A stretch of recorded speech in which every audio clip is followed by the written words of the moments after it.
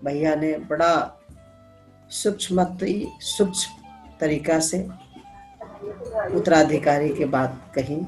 उत्तराधिकारी कैसे उत्तराधिकारी, इसके लिए चित्त भूमि, चित्त शुद्धि आदि के बारे में परिचर्चा किए हैं। और उसी कड़ी में जो साधना के मार्ग में हम लोगों ने सीधा सीधा जो हम समझ पाए हैं, यदि आप किसी प्रिय वस्तु को, यदि आप अपने प्रियतमा को अपने कैसे उनका सत्कार करेंगे, कैसे उनकी आगमन करेंगे, उनके लिए हम लोगों को बहुत तैयारी करने की जरूरत होती है। राजाधिराज के अभिषेक के लिए उसी प्रकार से हम लोगों को सिंहासन की तैयारी करनी पड़ती है। और भैया के शब्दों में उत्तराधिकारी जो भूमि है, उस भूमि को पवित्र से पवित्रतम बनाने की जरूरी है।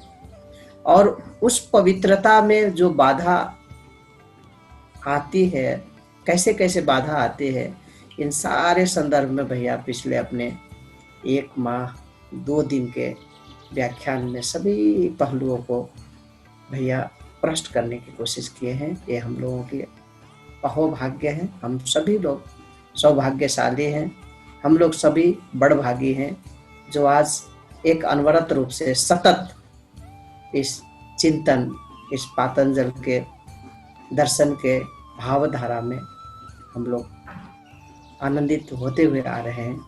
और हमें अपेक्षा है कि इसी तरह से प्रभु की असीम कृपा से हम लोग निरंतर हमारी जो गंतव्य है, गंतव्य में पहुंचना है, उस गंतव्य में पहुंचेंगे।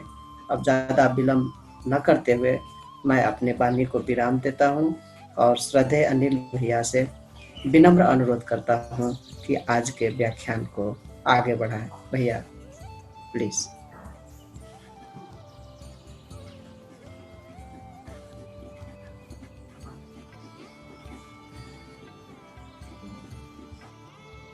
ब्रह्मनाद एवं प्रार्थना से प्रारंभ करते हैं।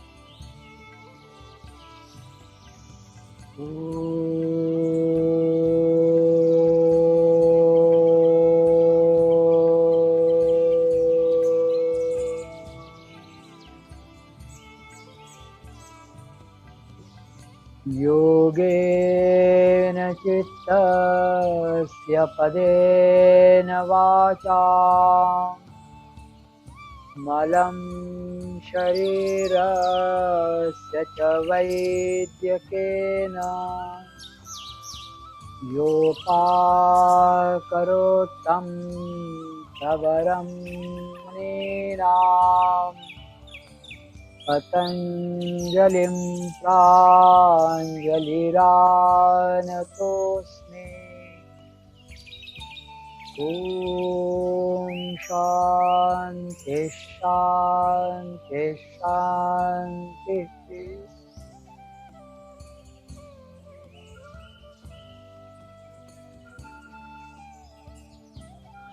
आत्मीय स्वजन, जैसे कि अभी शिवमंगल भैया ने बताया, आज का इस पातंजल योग दर्शन के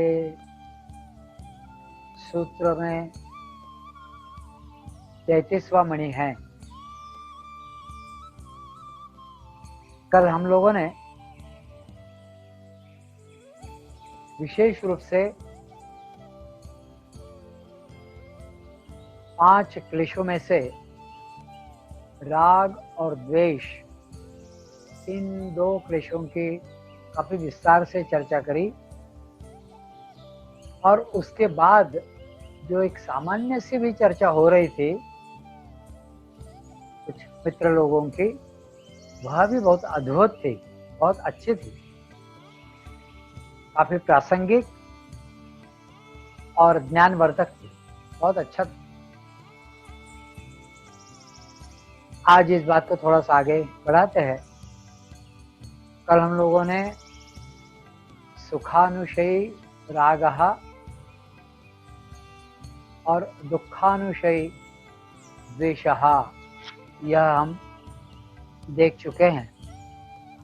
तो सुख और दुख यह जीवन में निरंतर धूप छांव जैसे निरंतर हमारे साथ रहते ही है। लेकिन पतंजलि महामुनि उस दौरान भी कहते हैं कि जो सहेतुक कर्म होते हैं वे राग और द्वेष मूलक होते हैं, और इसलिए सहेतुक कर्म के भी हमें परे जाना है, ऐसा वे कहते हैं। क्योंकि जो भी वासना है या विषय के साथ संयोग है वह कभी सुखानुशयी होगा तो कभी दुखानुशयी भी वह हो सकता है, लेकिन इनके परे जाने की आवश्यकता है। वहाँ पर सत्व, रज और तम, इन तीनों का कभी तो सहारा लेकर, कभी इन तीनों के परे जाकर, क्योंकि ये तीनों ही हमें सहायक भी होती है या यह रोकने वाली भी होती है। एक तो वह भोगार्थता की तरफ भी ले जा सकती है या दूसरी अपवर्गार्थता की तरफ भी ले जा सकती है। अर्थात भोगार्थता मतलब विषयों में लिप्त करना, चित्त के विषयों के माध्यम से उधर लगाए रखना, अथवा अपवर्गार्थता मोक्ष की तरफ व्यक्ति को उठाना। ये दोनों ही प्रकार के कार्य यह सत्व, रज और तम ये गुण करते हैं।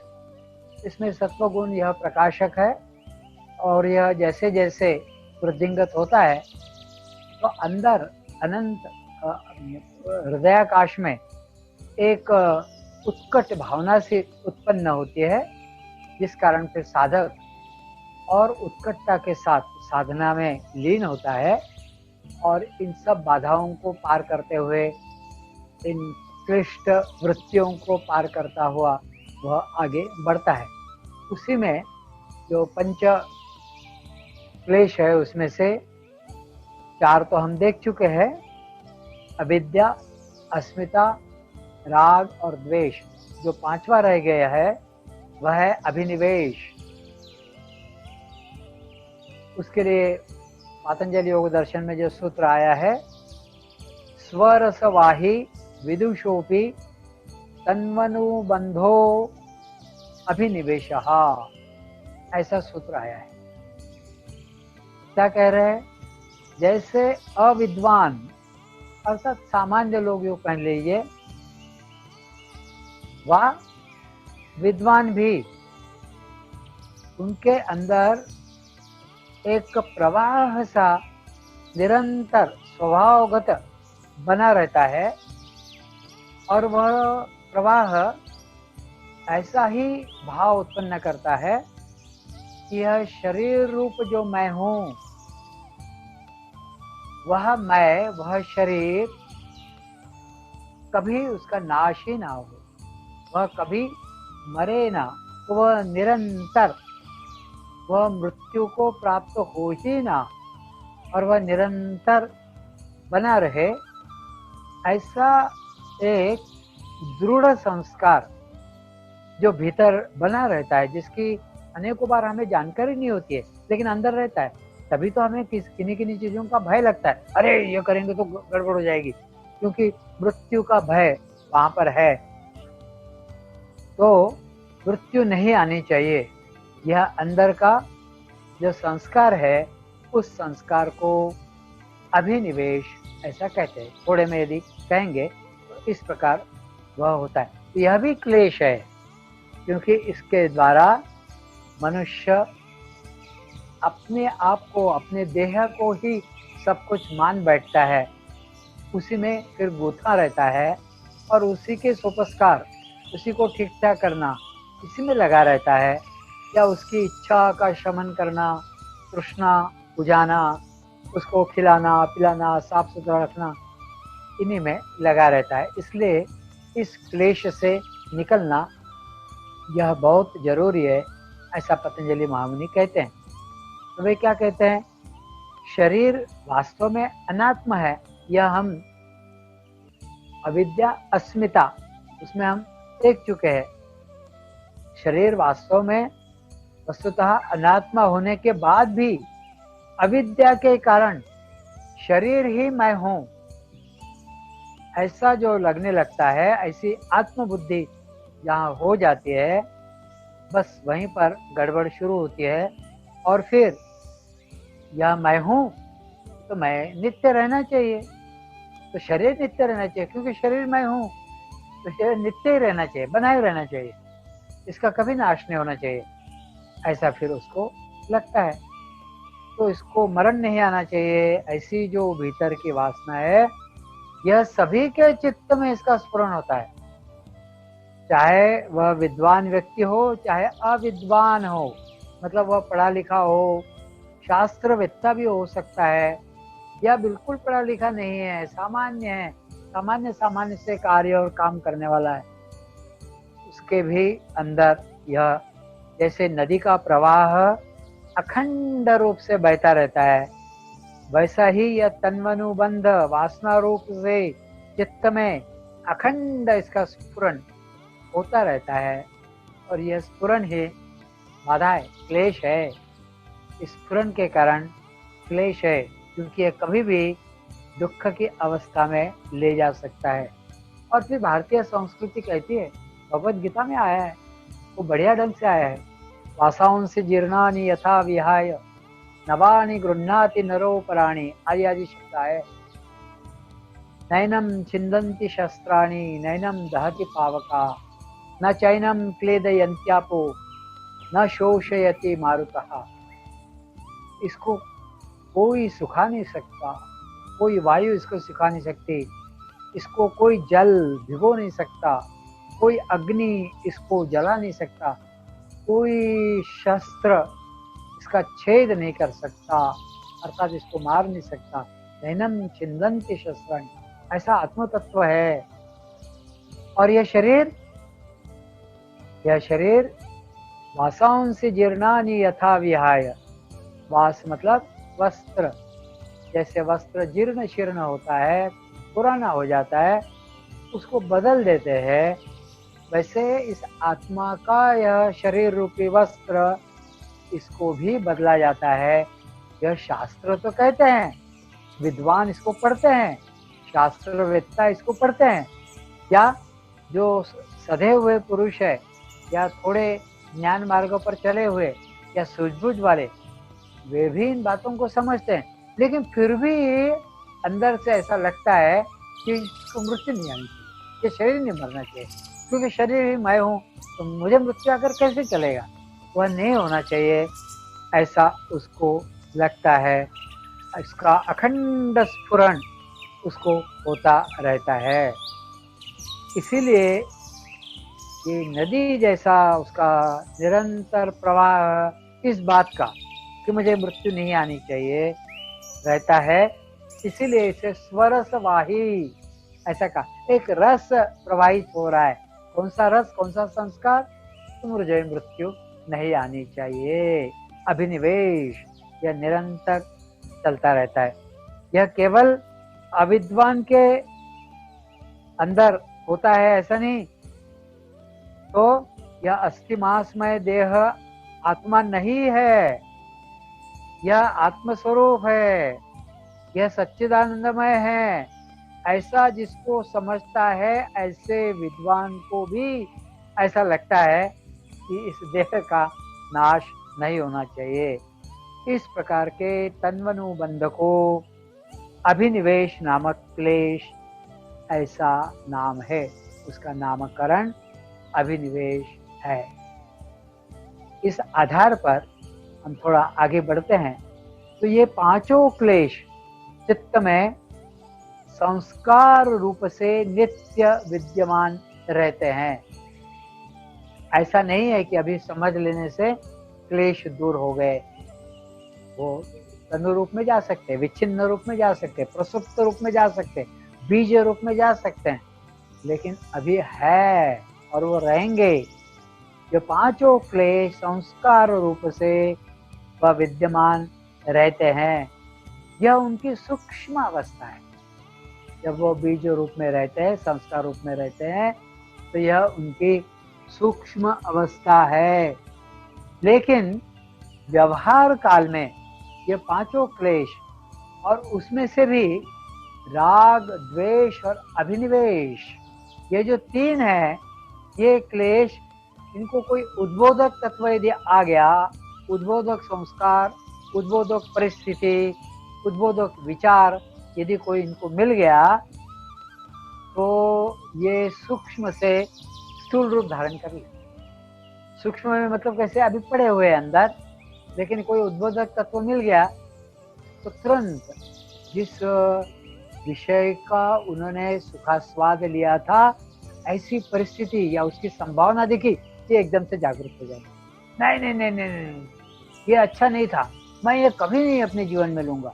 अभी अंदर तो पड़ा है, लेकिन जैसे ही बाहर की परिस्थिति, जैसे उदाहरण के लिए मान लीजिए कहीं कूड़े का ढेर पड़ा हुआ है और कूड़े के ढेर के संबंध में हमारे मन में द्वेष है, घृणा है, लेकिन हम कूड़े के पास से जब जाते हैं तो तुरंत जागरूक, अरे यार कूड़े का ढेर, ओहो ये गंदगी, तो तत्काल वह जागरूक होकर परिणाम में आ जाता है, मतलब कृति रूप में वह आ जाता है, वास्तविक रूप में वह आ जाता है। इस प्रकार क्लेशों की दो अवस्थाएं बनती है। एक, क्लेश सूक्ष्म रूप में रहते हैं और क्लेश स्थूल रूप में भी आते हैं। स्थूल रूप में मतलब अभिव्यक्त होते हैं, मैनिफेस्ट होते हैं, कृति रूप धारण करते हैं, प्रत्यक्ष में आते हैं, चित्त के माध्यम से विषय के साथ जुड़कर वह प्रत्यक्ष रूप धारण करते हैं। अन्यथा बीज रूप में, संस्कार रूप में पड़े रहते हैं। इनमें से तीन ये जो है, ये विशेष रूप से, क्योंकि अविद्या और अस्मिता यह कृति रूप में धारण करते हैं। अविद्या और अस्मिता संस्कार रूप में ही रहते हैं, लेकिन यह अविद्या और यह अस्मिता इन पांचों को घेर के रखती है, लेकिन फिर भी वो संस्कार रूप में रहती है।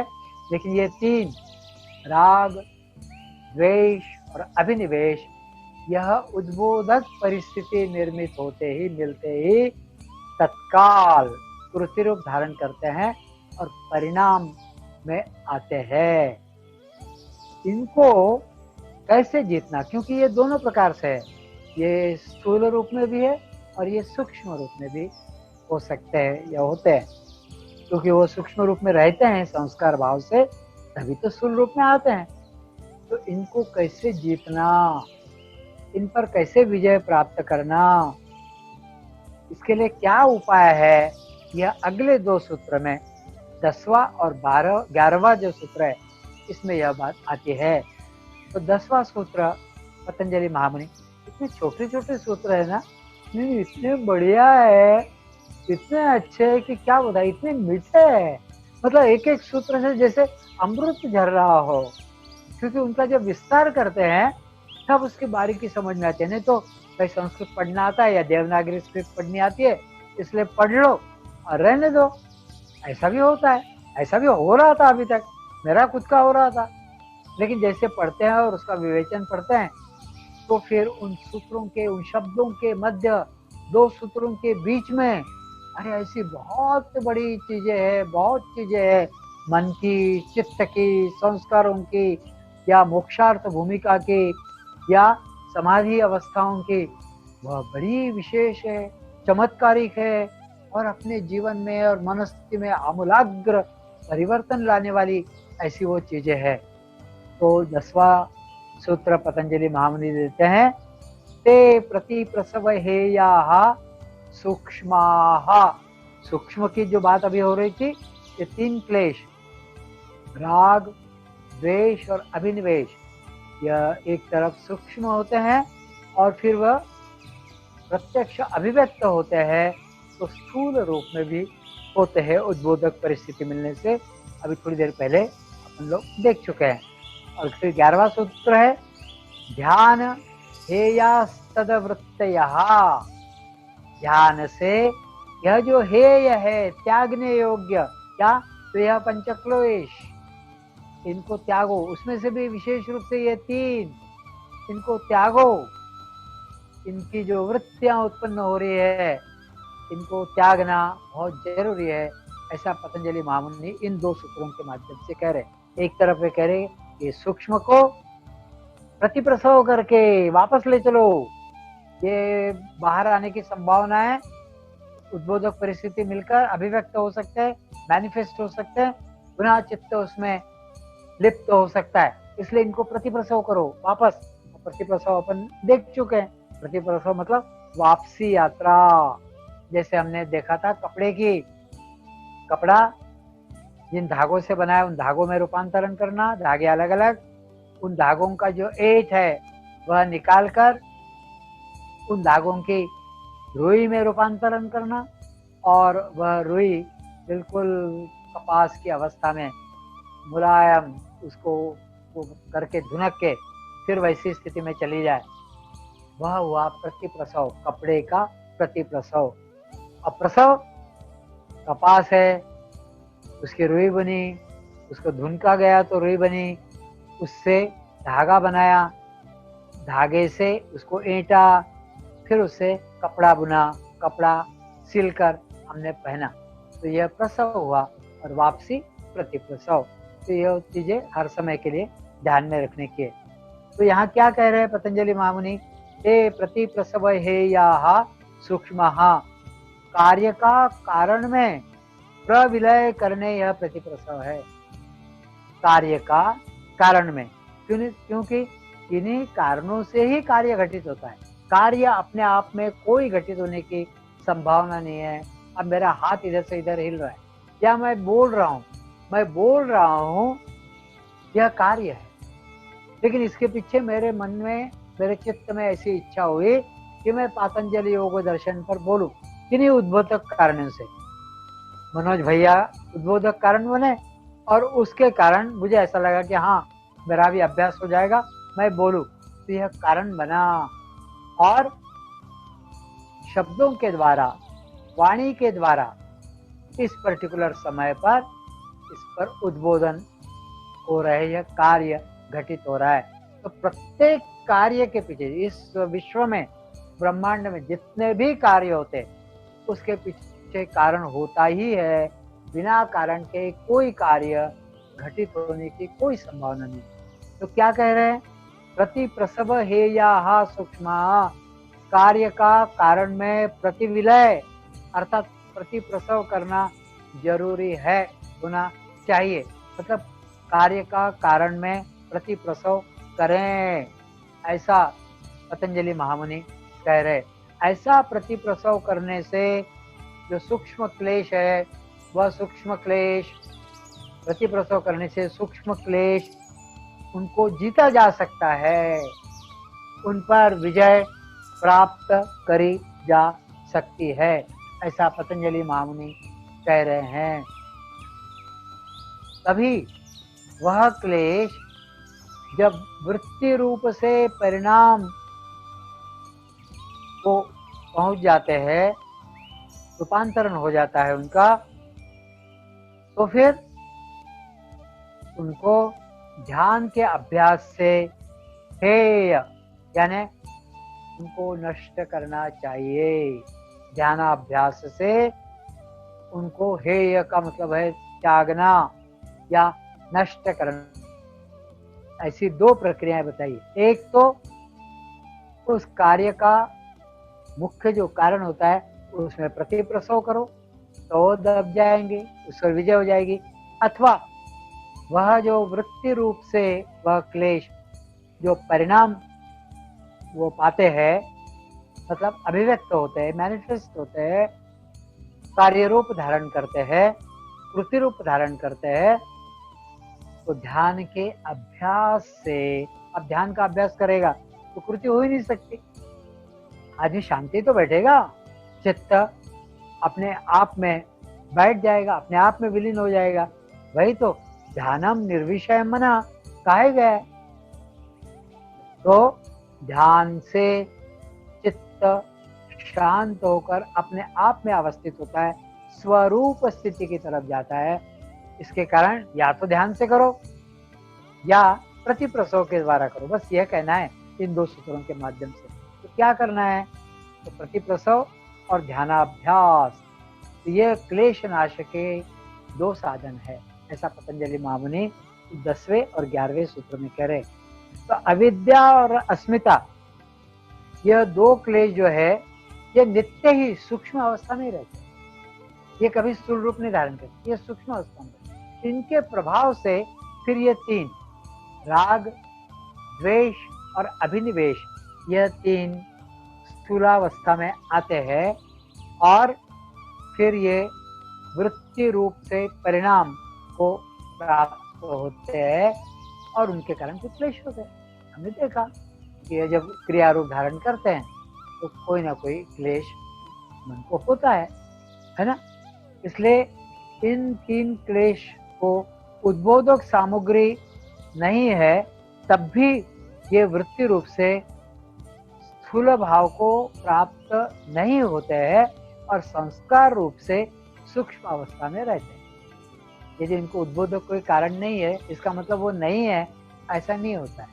यह संस्कार रूप से अंदर रहते ही है। तो क्या कह रहे हैं पतंजलि महामुनि? तो योग प्रतिपादित यम नियम इन 8 अंगों वाले अष्टांग योग के अनुष्ठान से जो क्लेश क्षीण हो जाते हैं, उनको फिर यदि उद्बोधक सामग्री मिल जाएगी तो वह वृत्ति रूप स्थूल भाव को प्राप्त नहीं होते। मतलब देखिए, सामान्य रूप से उनको उद्बोधक सामग्री यदि प्राप्त हो गई तो वे तत्काल वृत्ति रूप धारण करते हैं और जिनके कारण क्लेश को हमें सहना पड़ता है, कष्ट होता है, पीड़ा होता है। लेकिन अष्टांग योग के यम नियम आदि का पालन करने से या अष्टांग योग का अपने साधना में अंतर्भाव करने से फिर ये उद्बोधक सामग्री उपस्थित होने के बावजूद ये वृत्ति रूप होकर स्थूल भाव को प्राप्त नहीं होते। मतलब क्रिया रूप धारण ये नहीं करते, अंदर रहते, अभी संस्कार रूप में रहते हैं, वासना रूप में रहते हैं, लेकिन प्रत्यक्ष कृति नहीं करते। क्योंकि यह जो अष्टांग योग है आगे चलकर जो आने वाला है, वह अष्टांग योग इनको दबा देता है या इनको वह संवर्धित कर लेता है, उनका वह उत्कर्ष अथवा उन्नयन कर देता है। आगे चलकर वह बात आएगी, लेकिन अभी यहाँ पर इतने ही हम सुनिए। इस प्रकार वृत्ति रूप से व्यापारवान जो यह 3 राग, द्वेष और अभिनिवेश यह क्लेश है, अथवा यह व्यापार शून्य अवस्था में है, अभी कोई किसी प्रकार का व्यापार मतलब यहाँ बिजनेस नहीं, व्यापार मतलब व्यवहार इस रूप में कि वो कुछ कर रहे हैं इस रूप में, तो ये संस्कार रूप से प्रसुप्त अवस्था में रहते हैं।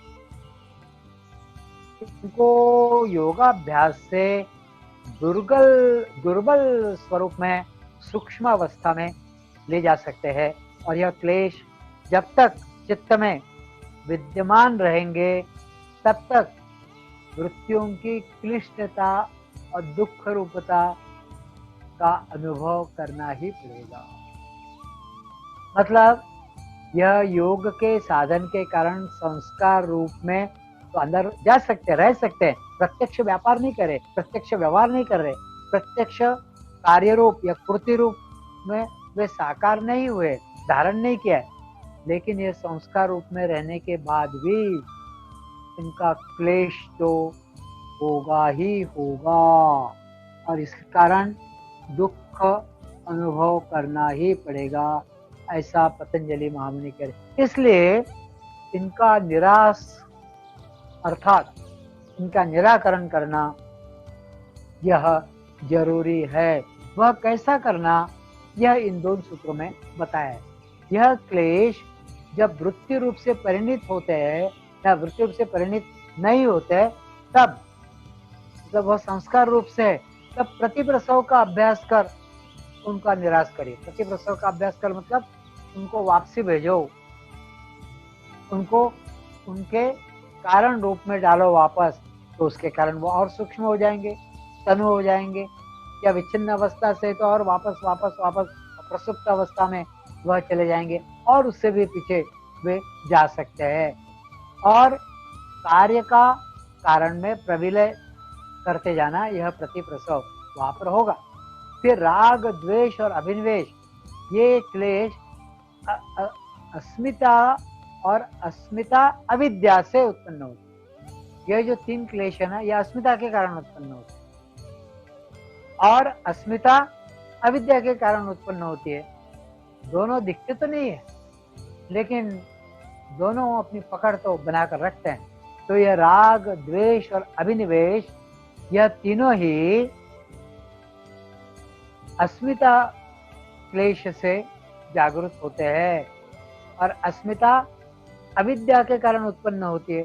इसलिए इन तीनों का अस्मिता में, अर्थात राग, द्वेष और अभिनिवेश का अस्मिता में विलय करना और अस्मिता का अविद्या में उसको विलीन करना, इसको क्या कहते हैं? प्रतिप्रसव। उसको अविद्या में उसका प्रविलय कर दीजिए, उसको उसमें डाल दीजिए, लुप्त कर दीजिए, प्रतिप्रसव कर दीजिए। यह सूक्ष्म क्लेशों के नाश का उपाय है। तो सूक्ष्म क्लेशों को कैसे नाश करना? तो उनका प्रतिप्रसव। तो कैसे? तो यह तीनों अस्मिता से उत्पन्न होता है, अस्मिता अविद्या से उत्पन्न होती है। तो इन तीनों को, राग, द्वेष और अभिनिवेश को पहले अस्मिता में वापस ले चलो, प्रतिप्रसव करो और अस्मिता से अविद्या में उसका प्रतिप्रसव करो और इन तीनों को बिल्कुल उनका वहां पर प्रविलय कर डालो। यह उनके नाश का उपाय है, ऐसा पतंजलि महामुनि बताते हैं। फिर वे कहते हैं, क्लेश जब वृत्ति रूप से परिणत, मतलब स्थूल रूप जब धारण कर लेते हैं, तब उनका नाश ध्यान से करो। वे कहते हैं तब उनका नाश ध्यान से करना चाहिए। साधक को ध्यानाभ्यास की नित्य की आदत तो रहती है, क्योंकि वह जो सारा कुछ जो साधना चाहता है वह ध्यान ही माध्यम होता है, ध्यान के द्वारा ही तो साधता है। तो ज्ञानाभ्यास की उसको अभ्यास रहती है।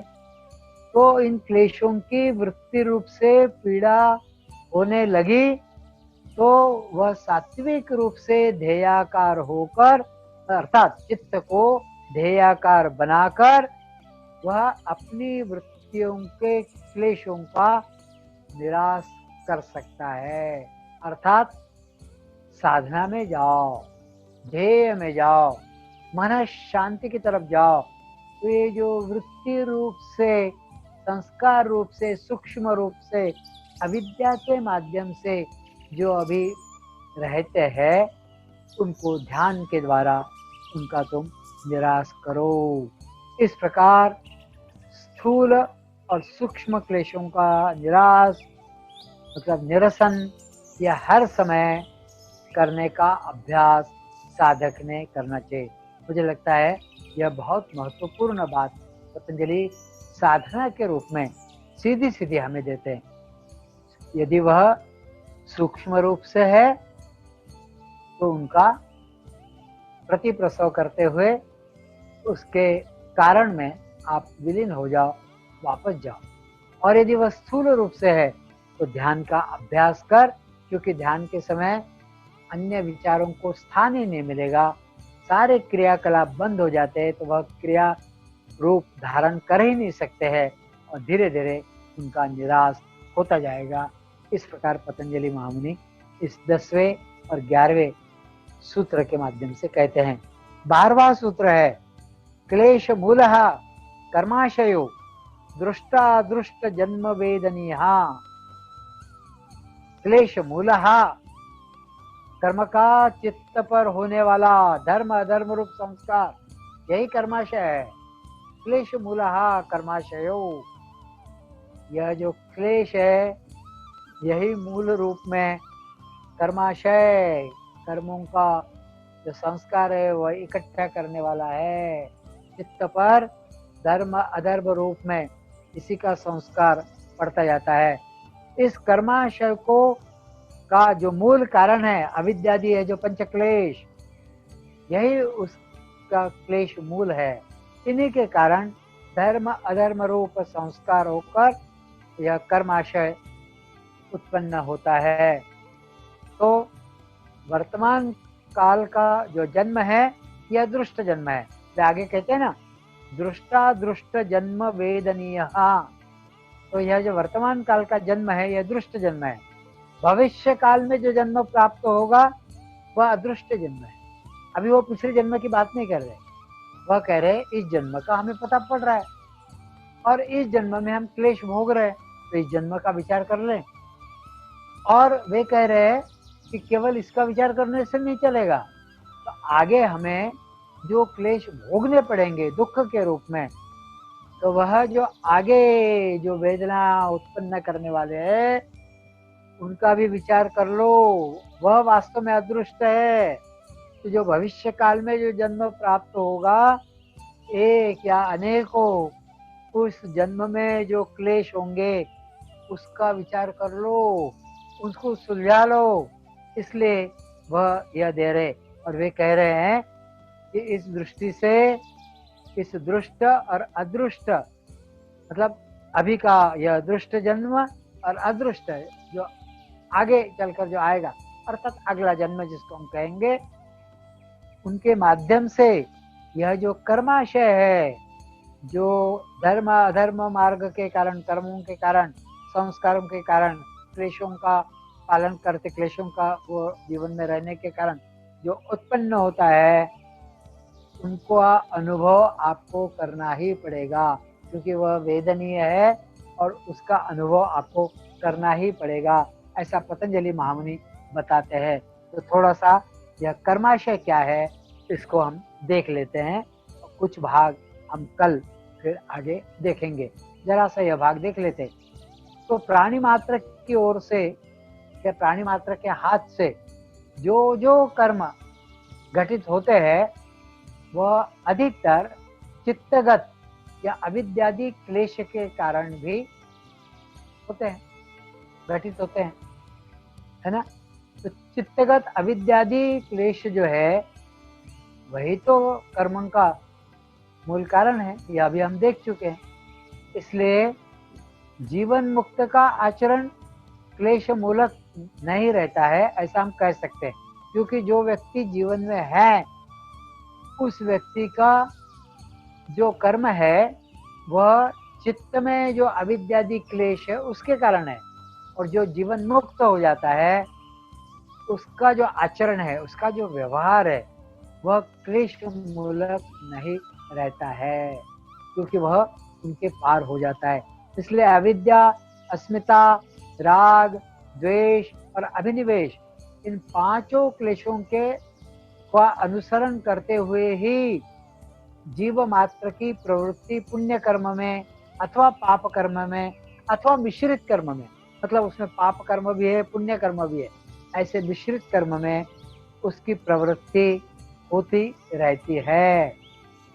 इन कर्मों के अनुसरण यह चित्त पर धर्म का, अधर्म का अथवा मिश्र या धर्म का अधर्म का यह संस्कार होता रहता है, क्योंकि ऐसे ऐसे कर्म यदि होते रहेंगे तो उनके संस्कार भी पड़ते जाते हैं। यह क्लेश के कारण कर्म होते रहते हैं।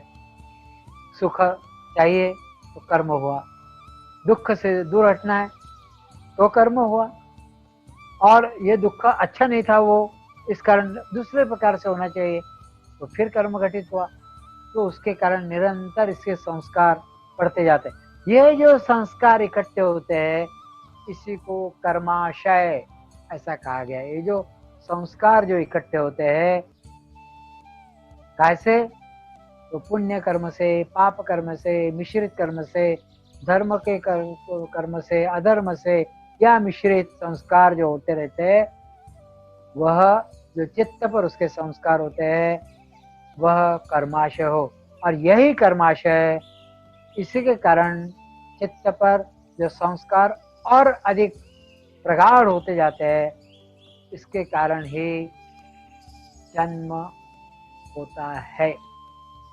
यह संस्कार जो अंदर चित्त पर रहते हैं, यही अगले जन्म के लिए, भविष्य के जन्म के लिए कारक होते हैं।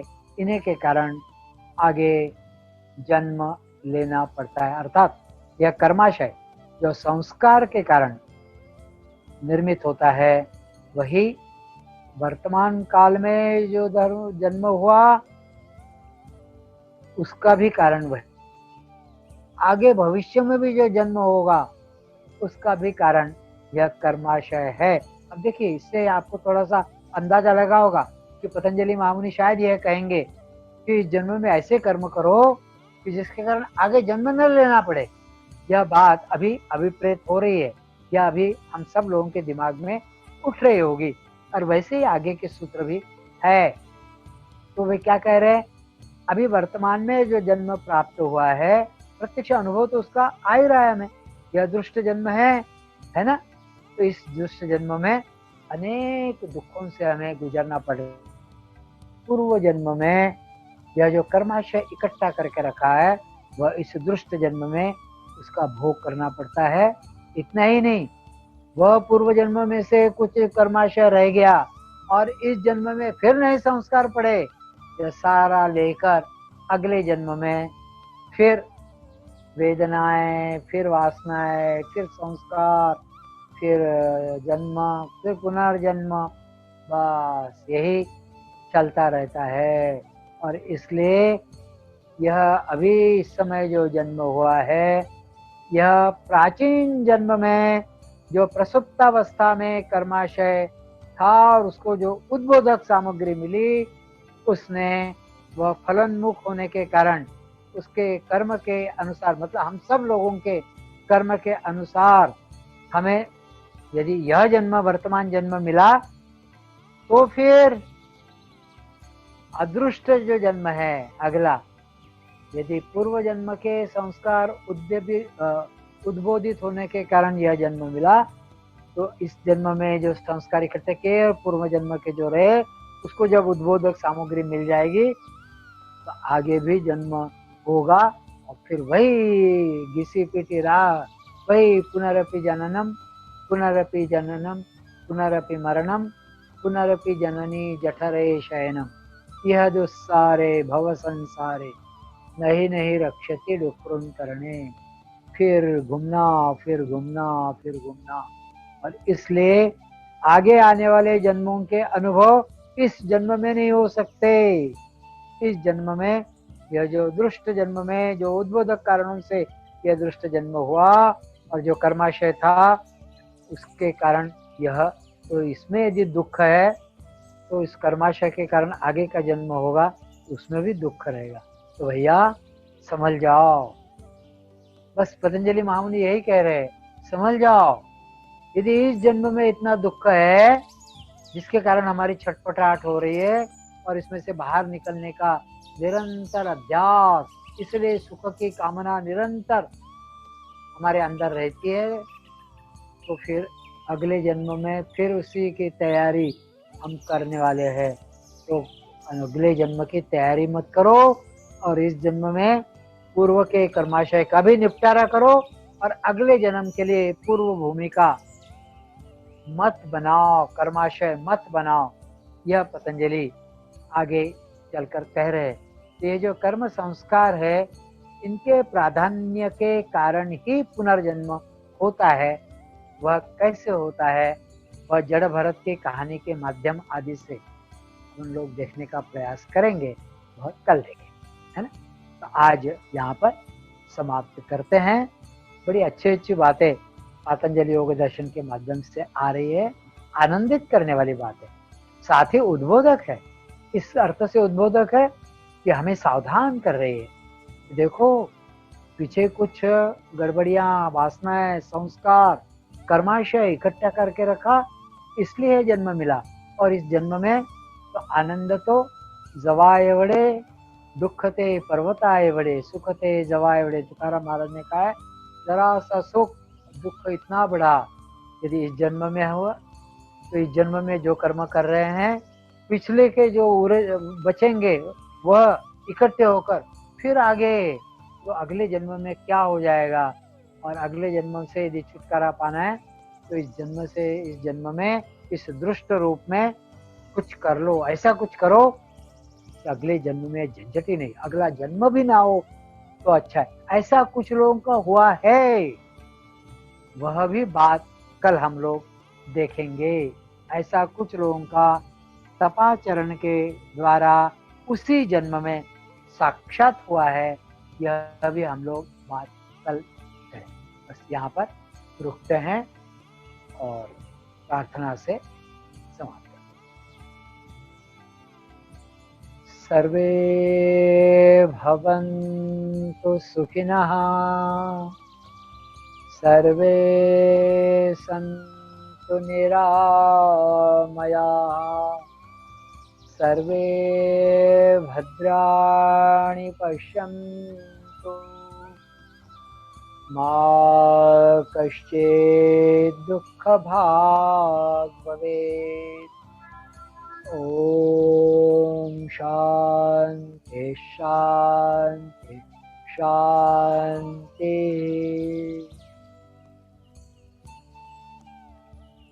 यहीं पर प्रथम सत्र समाप्त होता है।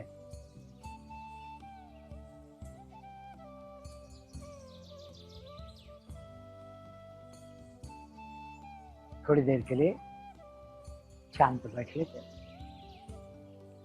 हो जाओ, सब लोग शांत हो जाओ, एट ईज हो जाओ, एकदम एट ईज, एकदम स्वस्थ, जैसा कहीं आप रहकर अधिक सुख की अनुभूति करोगे उस अवस्था में हो जाए।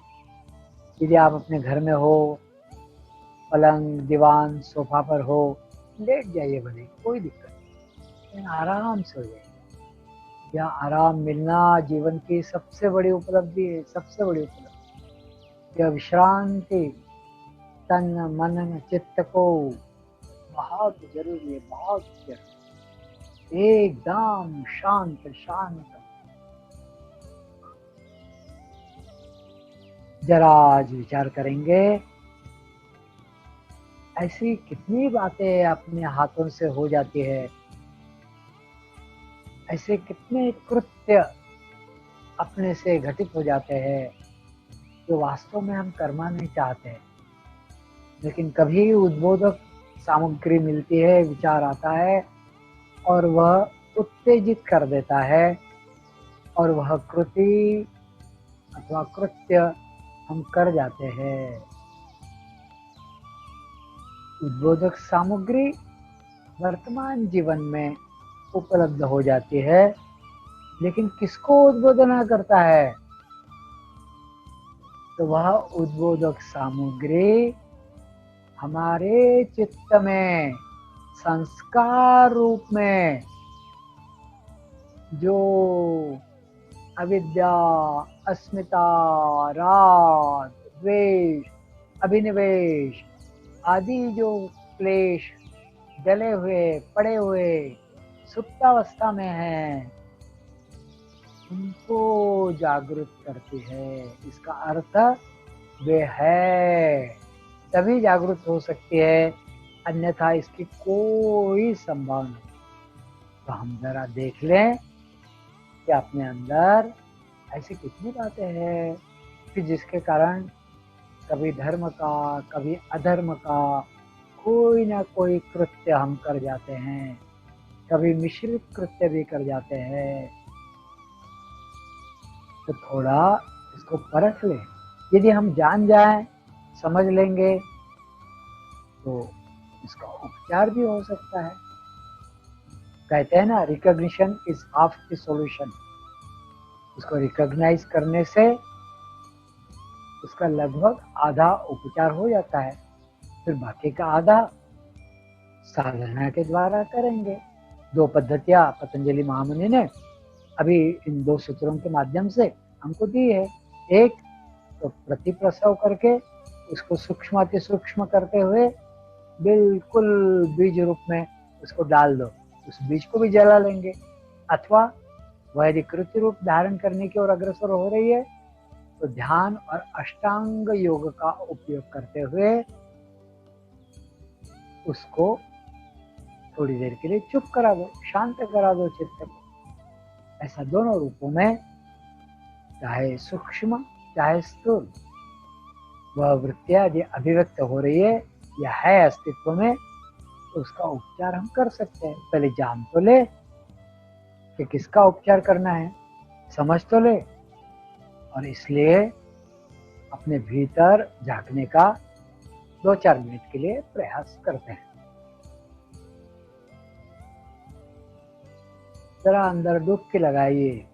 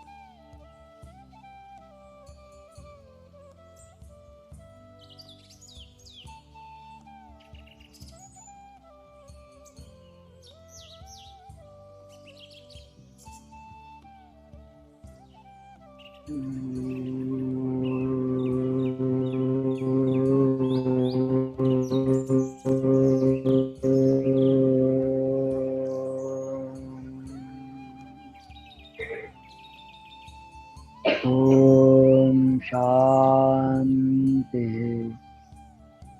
शांति शांति।